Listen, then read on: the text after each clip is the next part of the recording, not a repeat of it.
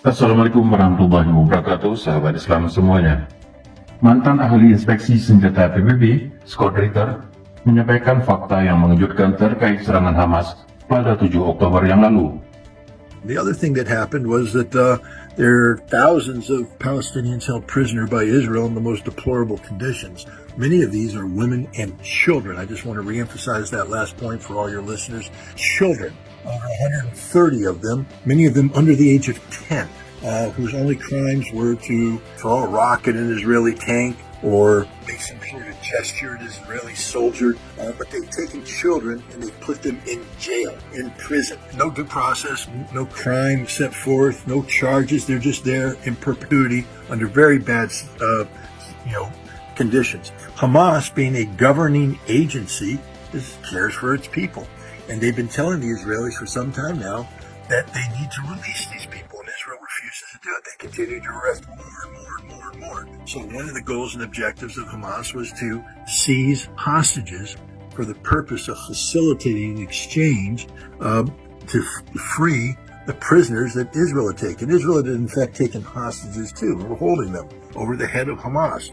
So one of the purposes of October 7th, one of the triggers was thousands of people in prison. Now look what's happening. As we speak, in Qatar, an agreement has been reached, whether or not they can get to actual implementation, but an agreement has been reached to exchange 100 Israeli hostages and for the release of all women and children prisoners held by Israel. All women and children prisoners held by Israel. This is a huge victory for Hamas because without October 7th, Israel would never have released these people. And the last thing was the Al-Aqsa Mosque. What triggered this, the October 7th, is called Operation Al-Aqsa Flood.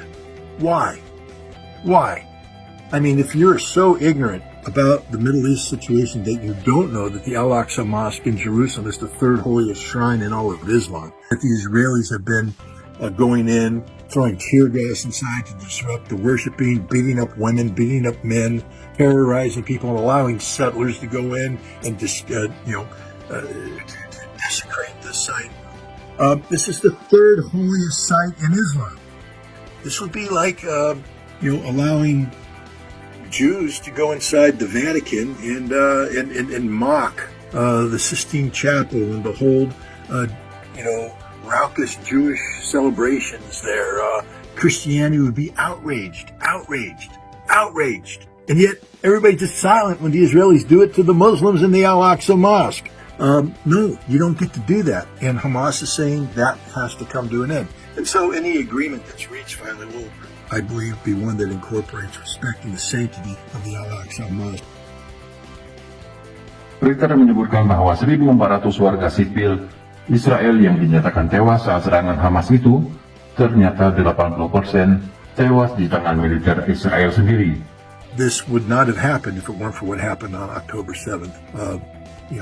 Attack by Hamas, the military attack. And let's call it what it is. It was the most professionally executed, large-scale raid carried out by a light infantry force in modern history. Now, the Israelis will say it's an act of terrorism. No, it was a military assault against legitimate military targets. What about the 1,400 dead? Well, most of them were soldiers.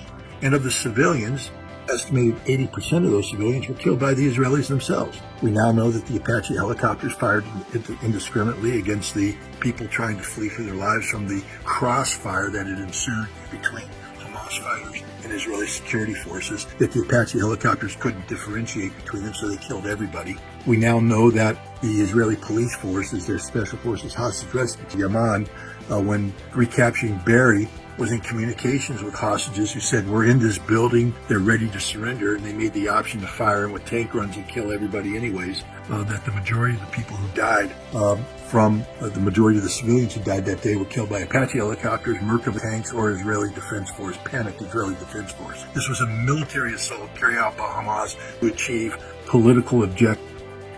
Scott Ritter merupakan mantan ketua tim inspeksi senjata UNSCOM PBB. Ia mundur pada tahun 1998 karena kerap mengecam sikap PBB yang sering harus tunduk pada kemauan Amerika Serikat. Wallahu a'lam bishawab.